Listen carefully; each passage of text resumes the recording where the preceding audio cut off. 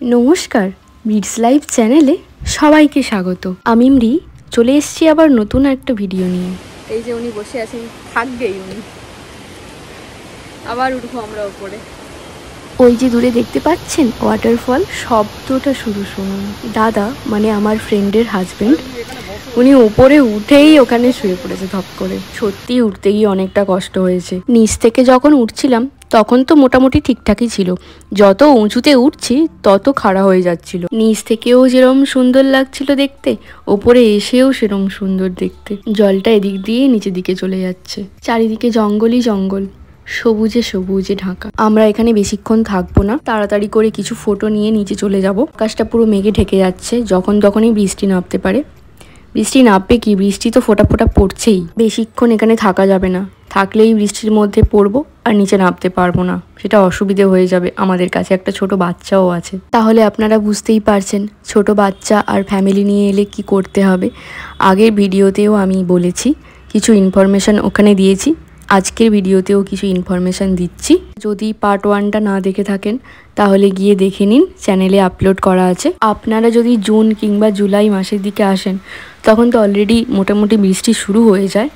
অবশ্যই আপনারা ছাতা রাখবেন, কারণ যখন তখনই মেঘ ঢেকে গিয়ে বৃষ্টি আসতে পারে। আর চেষ্টা করবেন বৃষ্টি নাবার আগেই নেমে যেতে। সমু তো নিচে গিয়ে ওয়েট করছে আমার জন্য।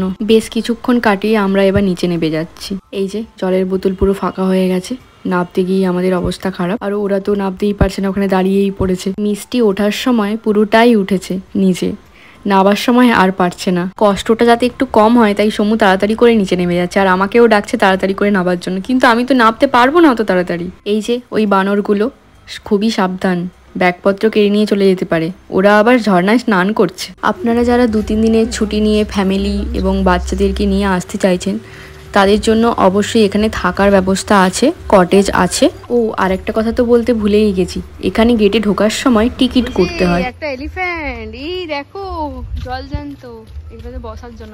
বাট টিকিট কত করে নিয়েছিল সেটা আমার মনে নেই, ভেরি সরি। আমাদের এখন খুব খিদে পেয়ে গেছে, আমরা এবার লাঞ্চ করব। আমরা রেস্টুরেন্টের ভেতরে যাচ্ছি, এতটা নেমে আসতে গিয়েই আমরা হাঁপিয়ে পড়েছি।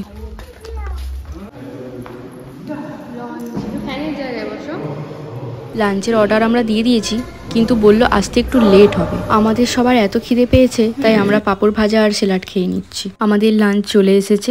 আমি তো বেশি খেতে পারি না, তাই আমি আর সমু শেয়ার করে খাবো। আমি বললাম এখানে আমার একটা ভালো ফটো তুলে দিতে, কত সুন্দর সুন্দর বসার জায়গা আছে, কিন্তু আমায় ফটোটা তুলে দিল না। এটা ফটো তুলে দে না এখানে বসে। খুব বাজে ছেলে।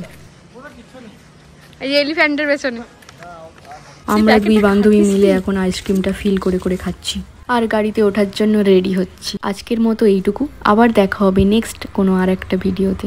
ভিডিওটি ভালো লেগে থাকলে চ্যানেলটিকে সাবস্ক্রাইব করে পাশে থাকার অনুরোধ রইল।